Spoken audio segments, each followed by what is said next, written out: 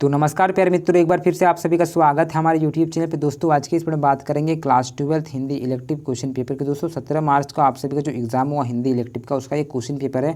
और आज हम लोग मिलाने का प्रयास करेंगे कि आप सभी ने हिंदी में कितना सही टिक मारा या फिर कितना गलत मारा। ठीक है, तो पहला प्रश्न की बात करूँ मैं तो 1 से लेकर 4 का उत्तर आपको इस गद्यांश को पढ़ के देना था, तो आप सभी ने पढ़ लिया होगा और उत्तर भी दे दिया होगा। ठीक है, और मिलाने का प्रयास करते हैं। तो पहला यहाँ पे क्वेश्चन क्या पूछा गया कि अपने जीवन का लक्ष्य निश्चित करने समय हमें किससे प्रेरणा लेनी चाहिए। दोस्तों हमें जो प्रेरणा लेना चाहिए वो युवा क्रांतियों से लेना चाहिए, यानी कि ऑप्शन नंबर जो 4 दिखाई दे रहा युवा क्रांति आपका सही से उत्तर होता है। दूसरा प्रश्न की मैं बात करूँ तो यहाँ पे क्वेश्चन पूछा गया है कि लक्ष्य ऊंचा होने पर उपलब्धि होगी। तो देखिए लक्ष्य ऊंचा होने पर हमारा जो उपलब्धियां भी होती है वो ऊंची होगी, यानी कि ऑप्शन नंबर जो 2 दिखाई दे रहा है आपका सही से उत्तर होता है। जो भी बच्चे 2 मारे आपका सही से उत्तर हो जाएगा। चलिए, और आपको एंड में क्या करना है, आपको अपने नाम के साथ कमेंट बॉक्स में कमेंट करके बताएं कि आप सभी ने 40 में कितना कितना टच किया होगा। ठीक है, कितना सही उत्तर मारा होगा। चलिए, तीसरा प्रश्न यहाँ पे क्या पूछा गया है कि असफलता को सफलता में बदलने का मूल मंत्र क्या है। तो असफलता को सफलता में, यानी कि आपको अगर हार मिलता हो, हार प्राप्ति होता है, आपको अगर जीतना होता है, आपको क्या चाहिए, तो आपको बार बार प्रयास करते रहना है कि मैं अब जीत के रहूँगा, ये तो फिर है। ठीक है, तो आपको बार बार प्रयास करना चाहिए। तो ऑप्शन नंबर जो 1 दिखाई दे रहा है आपका सही से उत्तर होता है। चौथा प्रश्न की बात कर सकते हैं। तो यहाँ पे जो क्वेश्चन पूछा गया आप सभी का कि जीवन में आगे बढ़ने के लिए हमें क्या करना होगा। तो हमें आगे बढ़ने के लिए एक लक्ष्य निर्धारित करना होता है, यानी कि ऑप्शन नंबर जो 4 दिखाई दे रहा है लक्ष्य निर्धारित करना आपका सही से उत्तर होता है। ठीक है दोस्तों, आपको एक गोल बनाना पड़ेगा, तभी आप उस लक्ष्य को प्राप्ति कर सकते हो। अन्यथा की स्थिति पे आप नहीं कर सकते हो। जब तक आप लक्ष्य को नहीं बनाइएगा, आप जीवन भर सपने देखते रह जाइएगा, आप कुछ नहीं कर पाइएगा। ठीक है, तो ऑप्शन नंबर जो 4 दिखाई दे रहा है आपका सही से उत्तर होता है। पांचवा प्रश्न की बात कर सकता हूँ मैं, तो 5 से लेकर 8 का उत्तर फिर आपको इस प्रकार से इसको पढ़ना है पद्यांश को, फिर इसका उत्तर आपको मिल जाने वाला है। चलिए, क्वेश्चन क्या पूछा गया है कि नवीन भारत में किसका तात्पर्य है। तो यहाँ पे जो नवीन भारत से तात्पर्य पूछा गया वो आज़ादी के पश्चात का भारत के बारे में वर्णन किया गया, यानी कि ऑप्शन नंबर जो 3 दिखाई दे रहा है वो आपका सही से उत्तर होता है। कौन सा दोस्तों, 5 का ऑप्शन नंबर 3। चलिए, छठा प्रश्न क्या पूछा गया कि कवि अपना सब कुछ किस पर कुर्बान करना चाहता है। तो वो अपना सब कुछ अपने देश के प्रति, अपने भारत माता को यानी कि हिंदुस्तान को करना चाहता है। तो ऑप्शन में जो 1 दिखाई दे रहा है आप सभी का हिंदुस्तान आपका सही से उत्तर होता है। सातवां प्रश्न की बात करूँ तो यहाँ पे क्वेश्चन पूछा गया है कि वीर परशु में क्या तात्पर्य। इसमें मातृभूमि, इसका तात्पर्य जो होता है दोस्तों मातृभूमि होता है, यानी कि 7 का ऑप्शन में जो 1 दिखाई देता है आपका सही से उत्तर होता है। 8वां प्रश्न की बात कर सकते हैं। यहाँ पे क्या प्रश्न पूछा गया, सुरभि का पर्यायवाची शब्द है। दोस्तों सुरभि का जो पर्यायवाची शब्द होता है वो सुगंध होता है, यानी कि ऑप्शन नंबर यहाँ पे जो 3 दिखाई दे रहा है 9 का ऑप्शन 3 सही से उत्तर होता है। अगला बात करूँ मैं यहाँ पे ग्रुप बी की, तो यहाँ पे आपका अभिव्यक्ति माध्यम से जो भी प्रश्न रहे थे वो आपका है। ठीक है, तो पहला यहाँ पे क्या क्वेश्चन पूछा गया है कि रचनात्मक यद्यपि, ठीक है, प्रकृति पद्धति में तथापि इसके किसके घोषित किया जाता है। तो ये देखिए दोस्तों, इसका सही से उत्तर होगा आपका ऑप्शन नंबर 1 जो है प्रशिक्षण, और दूसरा आपका शिक्षा द्वारा। दोनों आपका सही होगा, यानी कि ऑप्शन नंबर जो 3 दिखाई दे रहा है 1 और 2 दोनों ही आपका सही से उत्तर होता है। ठीक है, तो 9 का ऑप्शन नंबर जो 3 जो भी बच्चे मारे होंगे आपका सही से उत्तर होता है। चलिए, 10वां प्रश्न की बात करूँ मैं, तो यहाँ पे क्वेश्चन क्या पूछा गया कि फीचर किस प्रकार की विधा मानी जाती है। तो फीचर जो है दोस्तों विषय प्रधान होती है, यानी कि ऑप्शन नंबर जो 4 दिखाई दे रहा, तो 10 का ऑप्शन नंबर 4 सही से उत्तर होता है। चलिए, आगे 11 प्रश्न की बात कर सकते हो। यहाँ पे जो 11 नंबर आप सभी का प्रश्न पूछा गया है कि विज्ञापन में किस प्रकार की भाषा प्रयुक्त होती है। तो विज्ञापन में जो होती है वो व्यवहारिक होती है। तो ऑप्शन नंबर जो 3 दिखाई दे रहा है आपका सही से उत्तर होता है। 11 नंबर का जो देख पा रहे होंगे दोस्तों आप सभी का 11 का ऑप्शन नंबर 3 आपका सही से उत्तर होता है। 12वां प्रश्न की बात कर सकते हैं। यहाँ पे प्रश्न क्या पूछा गया कि साक्ष्य पत्रों में निम्न में से, ठीक है, निम्न में से क्या आवश्यक है। तो देखिए इसमें जो आवश्यकता होती है दोस्तों वो व्यक्तित्व शैली की आवश्यकता होती है, यानी कि ऑप्शन नंबर जो 1 दिखाई दे रहा है आप सभी का सही से उत्तर होता है। 13वां प्रश्न की बात कर सकते हैं। तो यहाँ पे 13वां प्रश्न पूछा गया कि अपने से छोटे को पत्र में क्या संबोधित किया जाता है। तो अपने से छोटे के दोस्तों जो करते हैं वो चिरंजीवी लिखते हैं, यानी कि ऑप्शन नंबर जो 2 दिखाई दे रहा है आप सभी का चिरंजीवी सही से उत्तर होता है। ठीक है, आप कमेंट बॉक्स में कमेंट करके बताइएगा कि आप सभी ने कितना टच किया होगा। ठीक है, चलिए 14वें प्रश्न की बात कर सकता हूँ। यहाँ पे प्रश्न पूछा गया कि विचारों के आदान प्रदान की निम्न में से सबसे प्राचीन परंपरा कौन सी है। तो सबसे पुरानी परंपरा पूछा गया है। इंटरनेट तो बहुत नहीं है, ये भी नहीं है, ये भी नहीं। तो देखिए आपका सबसे पुराना हो जाएगा आपका पत्रचार, यानी कि ऑप्शन नंबर जो यहाँ पे 1 दिखाई दे रहा है पत्रचार आपका सही सा उत्तर होता है। 15 प्रश्न की बात कर सकते हैं। यहाँ पे प्रश्न पूछा जा रहा है कि जनसंचार प्रक्रिया के प्रमुख तत्व क्या है। तो प्रमुख तत्व की बात कर सकते हैं, तो ये सभी के सभी आपको उत्तर होगा। ठीक है, 15 का ऑप्शन नंबर जो 4 दिखाई दे रहा है इनमें से सभी आपका सही से उत्तर होता है। 16वां प्रश्न की बात कर सकते हैं। यहाँ पे प्रश्न पूछा गया है कि पत्रकारिता के विकास में कौन सा मूल भाव सक्रिय रहता है। तो इसमें जिज्ञासा होना चाहिए दोस्तों। तो ऑप्शन नंबर यहाँ पे 3 दिखाई दे रहा है आप सभी का जिज्ञासा आपका सही से उत्तर होता है। 16 का ऑप्शन नंबर 3। अगला 17वां प्रश्न की बात कर सकते हैं। यहाँ पे क्या पूछा गया दोस्तों कि नई संचार भाषा को किसने जन्म दिया, तो इसको जो जन्म दिए हैं दोस्तों विज्ञान और प्रौद्योगिकी ने, यानी कि ऑप्शन नंबर जो 4 दिखाई दे रहा है आप सभी का 17 का ऑप्शन नंबर 4 सही उत्तर होता है। चलिए फटाफट मिलाते रहिए। अगला यहाँ पे प्रश्न पूछा गया 18 नंबर के सर्वप्रथम मुद्रण का प्रारंभ कहाँ हुआ था, तो सभी को पता है बहुत ईजी क्वेश्चन है। तो सबसे पहले जो प्रारंभ हुआ था वो चीन में हुआ था, यानी कि चाइना में, यानी कि ऑप्शन नंबर जो 4 दिखाई दे रहा है आपका सही से उत्तर होता है। चलिए अगला ग्रुप सी की बात करूँ मैं, तो यहाँ पे जो आपका जितने भी प्रश्न बनेंगे आपका पार्ट से यानी कि बुक से रहने वाला, ठीक है। तो फिर 19 से लेकर 22 तक का उत्तर आप सभी को इसको रीड करना था और फिर आपको इस पर मिल जाएगा। ये तो आपका बुक सही है, ठीक है, आपने पढ़ा होगा। 19वां प्रश्न क्या पूछेगा कि प्रस्तुत पंक्ति में जो भी पंक्तियां हैं इसके रचनाकार है, इसका रचयिता कौन है, तो इसको जो रचयिता है दोस्तों वो केदारनाथ सिंह पाठक जी है। तो आपका सही से उत्तर ऑप्शन नंबर जो 3 दिखाई दे रहा केदारनाथ सिंह जी आपका सही से उत्तर होता है, ठीक है दोस्तों। कौन? Kedarnath ji, option number 3। चलिए 20वां प्रश्न की बात कर सकते हैं। यहाँ पे प्रश्न पूछा गया कि किन लोगों के खाली कटोरा में वसंत आता है, ठीक है, उतरता है।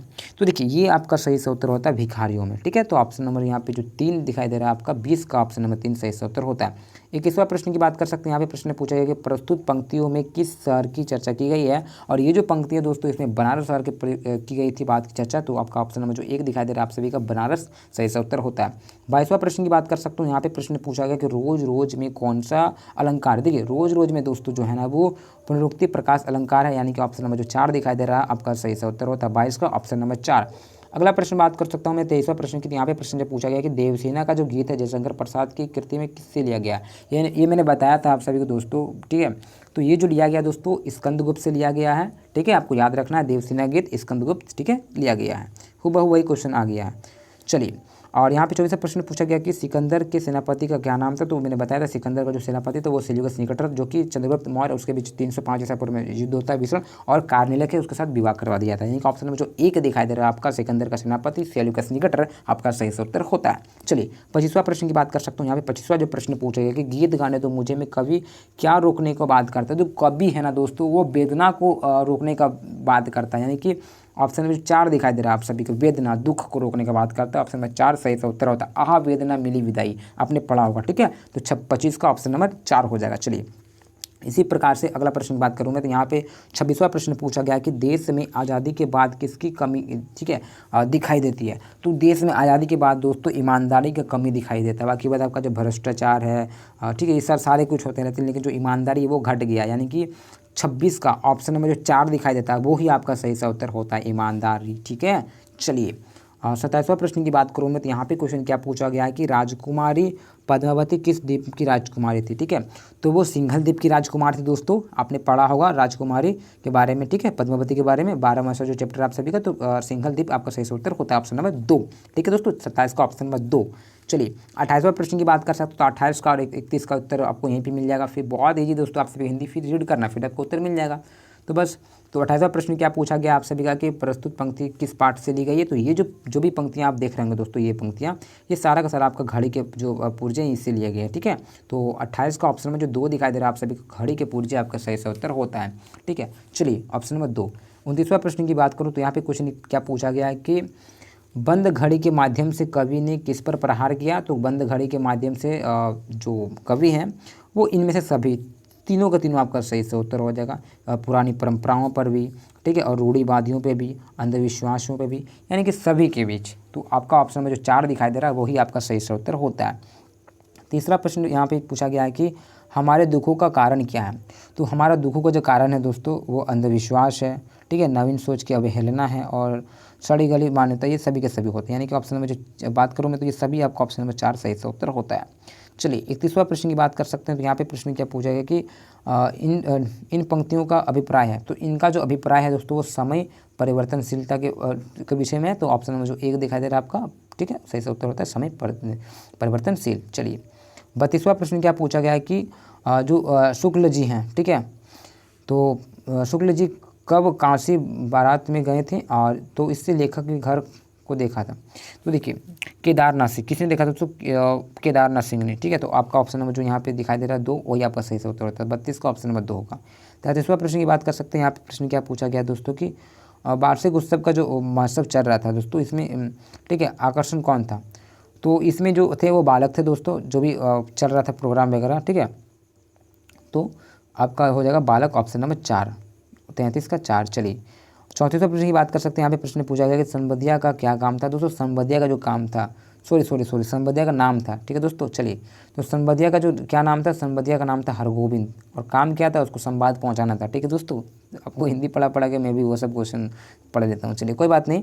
जो संबंधिया थे दोस्तों, आप सबको पता होना चाहिए, हरगोविंद जी से जो कि संवाद पहुंचाते थे बड़ी बहुरिया की, और बड़ी बहुरिया क्या करती थी, बतुआ साग करके घर आते थे। इस प्रकार से कुछ ये है अपने मैंने पढ़ाया था, वो क्वेश्चन मैंने बताया था भी आप सभी को चैनल में। चलिए इसी प्रकार से जैसे मैंने हिंदी का कुछ बताया था, हिंदी का तो मैंने थोड़ा कुछ कम ही बताया था, लेकिन मेरे पुराने वीडियो बहुत चल रहा था मार्केट में, इसलिए मैंने थोड़ा कम बताया। ठीक है, तो कोई टेंशन लेना नहीं, आप सभी को मैंने हिस्ट्री का बहुत ही अच्छी प्रकार से बताने वाला हूँ, चाहे वो सब्जेक्टिव हो चाहे ऑब्जेक्टिव हो, दोनों आपको मिलने वाला है। टेंशन लेना नहीं है, डीप तरीके से सब्जेक्टिव करवाया जाएगा और डीप तरीके से ऑब्जेक्टिव करवाया जाएगा, आपको छूटना नहीं चाहिए। ठीक है दोस्तों, चलिए 35वां प्रश्न क्या पूछा गया कि लोमड़ी का शेर के मुंह में स्वेच्छा से जाना, ये कारण क्या था। तो ये कारण क्या था, उसको लगता था कि वहाँ पे रोजगार का दफ्तर, यानी कि ऑप्शन में जो एक दिखाई दे रहा है, एक रोजगार का दफ्तर आपका सही उत्तर होता है। 36वां प्रश्न की बात कर सकते हो। 36वां प्रश्न पूछा गया कि एक अच्छे साहित्य का मुख्य कर्तव्य क्या होता है। कर्तव्य जो होता है ये सभी के सभी होते हैं, यानी कि ऑप्शन नंबर 4 दिखाई दे रहा है, आपका सही उत्तर होता है। ठीक है दोस्तों, 36 का ऑप्शन नंबर 4। 37वां प्रश्न की बात कर सकते हो। यहाँ पे प्रश्न पूछा गया कि सूरदास को किससे ठीक है किसमें विश्वास था। तो देखिए वो क्या होता है कि मैं पूर्ण रूप से फिर से क्या होता है, पुनः मैं निर्माण करूंगा झोपड़ी का। ठीक है, तो वो चाहते थे क्या, आपका ऑप्शन में जो 3 दिखाई दे रहा, पुनः निर्माण आपका सही सा उत्तर होता है, यानी कि वो फिर से झोपड़ी बनाना पसंद करते थे। चलिए 38वां प्रश्न की बात कर सकते हैं। यहाँ पे प्रश्न पूछा है कि रूप सिंह के गांव का क्या नाम था। तो रूप सिंह का जो गांव नाम था दोस्तों, वो था माही। क्या था दोस्तों, माही। ऑप्शन नंबर जो 4 दिखाई दे रहा है, आपका सही उत्तर होता है। ठीक है, 38 का ऑप्शन नंबर 4। 39वां प्रश्न की बात कर सकते हैं। तो 39वां प्रश्न क्या पूछा गया कि विस्कोर की माटी पाट में लेखक का नाम है। तो देखो इसका जो नाम है दोस्तों वो विश्वनाथ जी थे। ठीक है, तो आपको नाम याद रखना, विश्वनाथ त्रिपाठी, आपका सही उत्तर ऑप्शन नंबर 4 हो जाता है। 39 का ऑप्शन नंबर 4।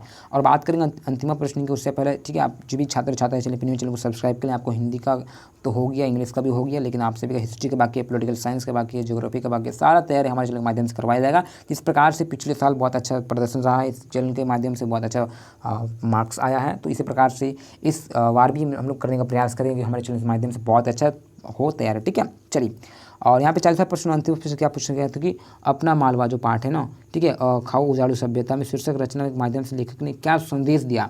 दोस्तों लेखक जो संदेश देते हैं, ऑप्शन में जो 1 दिखाई दे रहा है आप सभी को, वो सही सा उत्तर होता है। पर्यावरण के प्रति लोगों को सचेत किया है। ठीक है, कुछ यहाँ से सीखने को मिला है इस सभ्यता के बारे, जब भी मैंने आपने एक बार पढ़ा होगा तो इससे बहुत कुछ सीखने को मिलती है। ठीक है, तो ये आपका हो जाता है हिंदी का पूरा कंप्लीटली। ठीक है, तो आई होप आप सभी को सारा का सारा उत्तर मिल गया होगा, किसी प्रकार कोई समस्या नहीं होगी। और मैं आप सभी से रिक्वेस्ट करता हूँ कि आप सभी प्यारा सा कमेंट्स कर दें और टेलीग्राम चैनल को ज्वाइन कर जाएं और चैनल को सब्सक्राइब करें, मित्रों के साथ शेयर करें, ताकि वो भी आप मिला ले कि कितना सही मारा कितना गलत मारा। ठीक है दोस्तों, इसी प्रकार से हम लोग दूसरे वीडियो में मिलते हैं। जय हिंद, जय भारत।